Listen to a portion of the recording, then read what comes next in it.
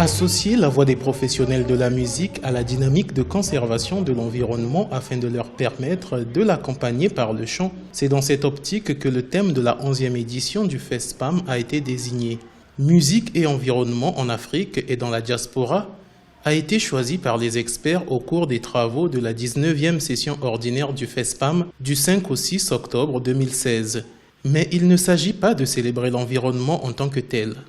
Il y a des aspects très importants, des aspects liés à la thérapeutique, des aspects liés à la conservation elle-même, parce que les instruments de musique traditionnels trouvent leur origine dans le bois. Comment introduire ou mettre en place des outils didactiques dans le domaine du chant à la disposition des chercheurs, des enseignants. À l'école, on apprenne aussi des chants liés à la conservation de l'environnement. Le budget prévisionnel de cette année est estimé à 2,3 milliards de francs CFA, soit 700 millions de francs CFA de moins que celui de l'année précédente.